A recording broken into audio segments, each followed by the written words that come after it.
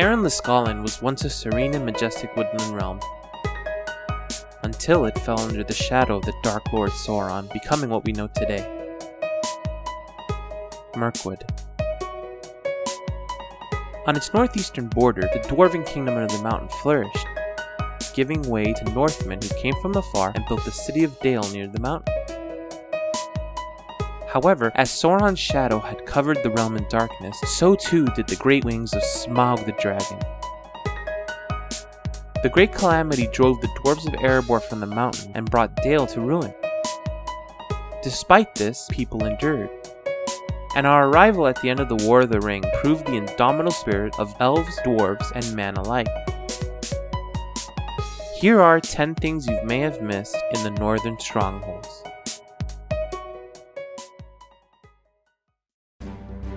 If you've played through Northern Mirkwood, then Radagast the Brown's presence should not be much of a surprise. But did you know Standing Stone Games has been telling a very interesting tale regarding his journey for years? Players first encountered Radagast in Oscaruth in the Lonelands. Bjornings then encountered Radagast the Brown at Grimbjorn's Lodge in the Vales of Anduin. And finally, we met him for the seemingly last time near the entrance to Felaggoth in Northern Mirkwood. At first this may seem random, but these chance meetings accurately depict Radagast's quest in the books. In 3018 of the Third Age, by Saruman's orders, Radagast departed Rhosgobel to find Gandalf and warn him of the growing threat of Sauron. On his way, he stopped in the Vales of Anduin to bring dire warning to the Bjornings and thus spurred them into action. On his way towards the Shire, he encountered Gandalf and told him that Saruman was looking for him. With this mission complete, Radagast made his way back to Mirkwood, but he stopped in Oscaruth to aid in the cleansing of Garth of Garwin. Then, he made the lonely trek back towards his home when he stopped to enjoy the hospitality of the elves, where we find him in Northern Mirkwood. None of this is canon, as Radagast's travels were not written about, but it does show SSG's great commitment to telling incredible stories deeply rooted in lore and Tolkien's canon.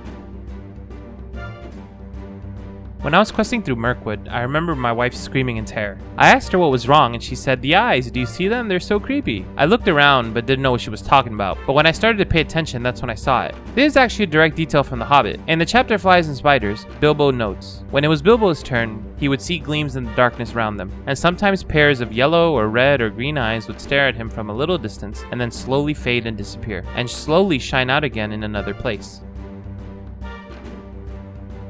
The creepy eyes in the dark isn't the only detail pulled directly from the books. If you've had the displeasure of falling into the enchanted river, then you'll have experienced what our poor friend Bombur had endured during the company's trek through Mirkwood. In Flies and Spiders, we learn what befell Bombur. Bombur had only one foot on the land when the heart bore down on him and sprang over him. He had stumbled, thrusting the boat away from the bank, and then toppled back into the dark water. When they laid him on the bank, he was already fast asleep, with one hand clutching the rope so tight that they could not get it from his grasp. And fast asleep he remained in spite of all that they could do. So if you've never experienced this enjoyable little detail, go take a swim next time you're out there and you'll see it firsthand.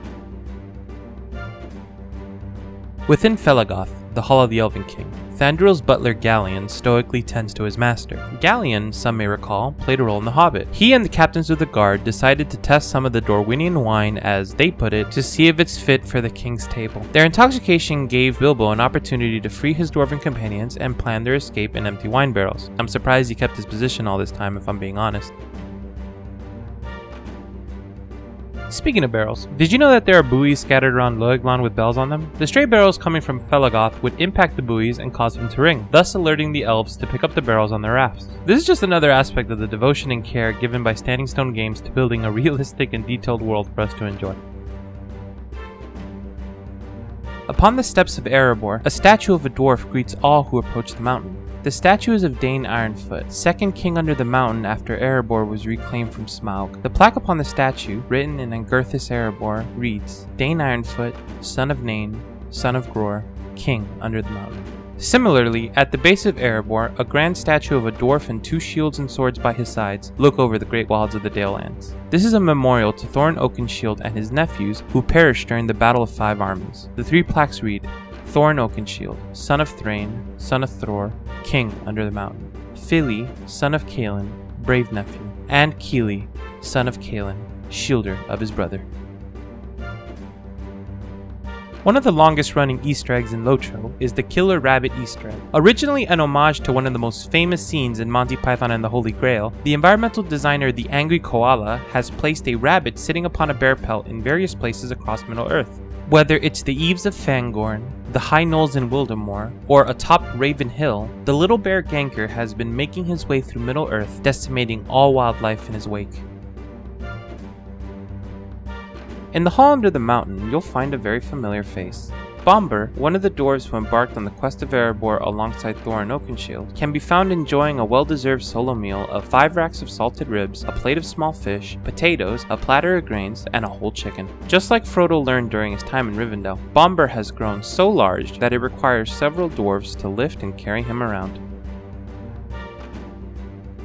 I mentioned a Girthis Erebor earlier. This is a form of Kurth, or rune alphabet, token created for the Lord of the Rings. It's curious that the statue of King Brand in Dale contains a commemorative plaque written not in Girthis Erebor, but instead in the moon runes used on the map given to Gandalf by Thror in The Hobbit. If you haven't kept up with the history of Dwarvish languages, and honestly who could really blame you if you haven't, Tolkien greatly modified rune writing from the time of The Hobbit to the time of the Lord of the Rings. He took one very basic form and refined it to 3 and gave it a lore. Angurthis Erebor, Angurthis Moria, and Angurthis Daeron, of which the former were based on. King Thingol of Doriath created the Angurthis Daeron during the First Age. While the elves would go on to primarily utilize Tengwar as their writing style, the dwarves of Moria would adapt Angurthis Daeron into their own, called Angurthis Moria. When the dwarves of Moria settled in Erebor, they further modified their Kurth into Angurthis Erebor, which is the most recent and most well-known of the Kurth. I wonder if the choice to use the moon runes instead of Angurthis Erebor was a deliberate choice or a mistake.